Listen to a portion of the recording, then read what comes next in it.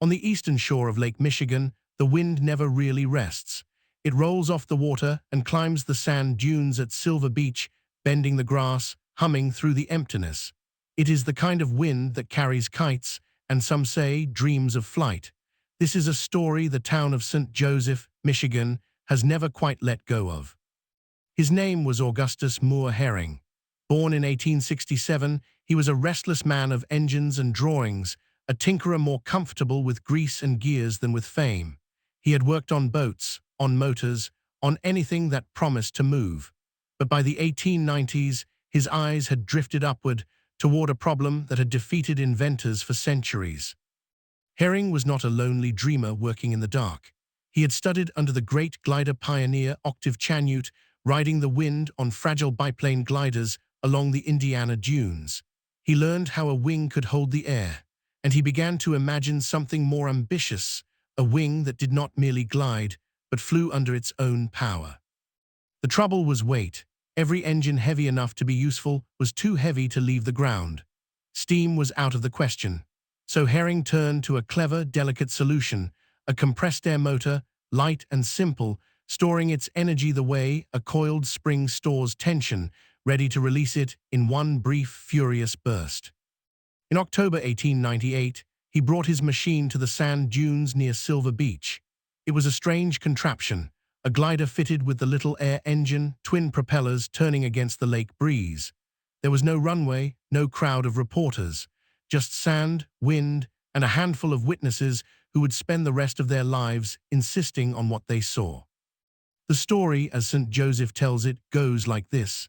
Herring braced himself into the frame, faced the wind, and let the compressed air spin the propellers to life. The machine lifted. For roughly 10 seconds, it hung above the sand, carried perhaps 70 feet through the air before settling back to Earth. A short flight, but a powered one. 70 feet, 10 seconds.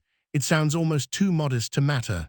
And yet, if the witnesses were right, it happened 5 full years before 2 bicycle makers from Ohio rolled their flyer out onto a beach at Kitty Hawk. 5 years before the moment the whole world would later agree to call the birth of aviation. So did Michigan beat the Wrights? The question has kept local historians arguing for over a century. Herring himself believed he had flown, and he was no crank. He was a trained, respected experimenter who corresponded with the finest aeronautical minds of his day. To the people of St. Joseph, the answer has always seemed obvious. But belief is not proof, and this is where the tale turns bittersweet. Herring's flight was brief and uncontrolled, more a hop than a journey. His compressed air engine could only manage those few dramatic seconds before its stored power ran out. It could not sustain flight. It could not turn or climb or truly be steered. And that is the great, aching difference. What the Wright brothers achieved at Kitty Hawk in 1903 was not simply leaving the ground. It was control, the ability to fly and to keep flying and to bring the machine home. Herring may have touched the sky, but he could not command it. Still, Herring pressed on, chasing the promise he had glimpsed above the dunes.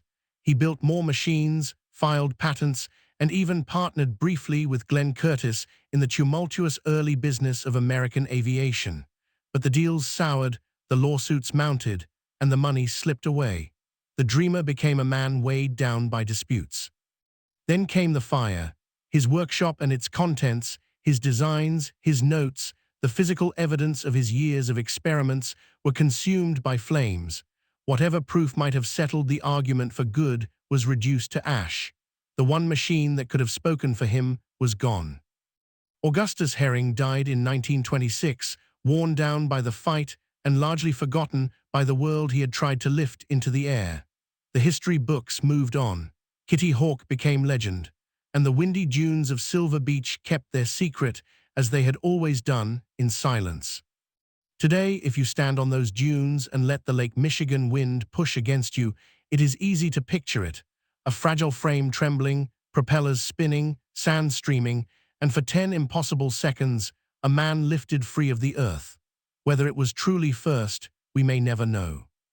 Perhaps that uncertainty is the truest part of the story. History remembers its winners and quietly loses the rest. Somewhere between the witness's certainty and the ashes of the fire lives Augustus Moore Herring, the man who may have flown first, and whose only lasting proof is the wind that carried him.